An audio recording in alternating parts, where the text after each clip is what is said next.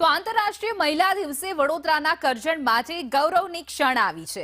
કરજણ નગરની સૂર્યોદય સોસાયટીમાં રહેતી દિવ્યાંગ મહિલા હેમલતાબેન સાબિત કરી દીધું છે કે જો મનમાં અડગ વિશ્વાસ હોય તો શારીરિક મર્યાદાઓ પણ સફળતાને રોકી શકતી નથી। હેમલતાબેનની પેરાસિટિંગ વોલીબોલની ટીમ ઇન્ડિયામાં પસંદગી થઈ ચૂકી છે, જેના સમાચાર મળતા જ સમગ્ર પંથકમાં ખુશીની લહેર દોડી ઉઠી છે।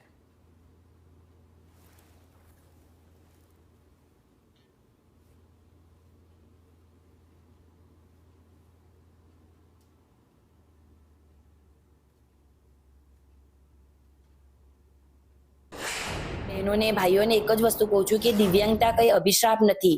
આપણા માટે ભગવાને દિવ્ય શક્તિ આપેલી છે અને બહાર લાવીને લોકોને બતાવવાની છે કે ભાઈ અમે દિવ્યાંગ છે, અમે કંઈ પણ કરી શકીએ। જે નોર્મલ નથી કરી શકતા એ અમે દિવ્યાંગ કરી શકીએ છીએ। અને હું તો કહું છું કે મને જોઈને ઘણી બધી વ્યક્તિ એવી પ્રેરણા લે, કારણ કે હું મારી ફેમિલીને પણ ટાઈમ એટલો જ આપું છું અને સ્પોર્ટ્સને પણ ટાઈમ આપું છું।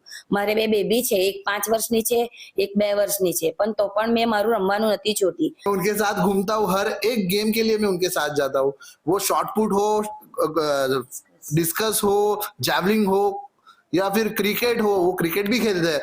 मेरे को हर एक गेम उनके लिए, मेरे को उनको एनकरेज करना बहुत अच्छा लगता है। उनके साथ रहना, उनके साथ गेम्स के लिए उनके लिए आगे बढ़ाना है। बस वो एक बार इंटरनेशनल खेले, गोल्ड मेडल लेके आए इंटरनेशनल, बस हमारा नाम रोशन करे, हमारे देश का नाम रोशन करे। बस यही एक हमारे भगवान के पास यही एक मेरी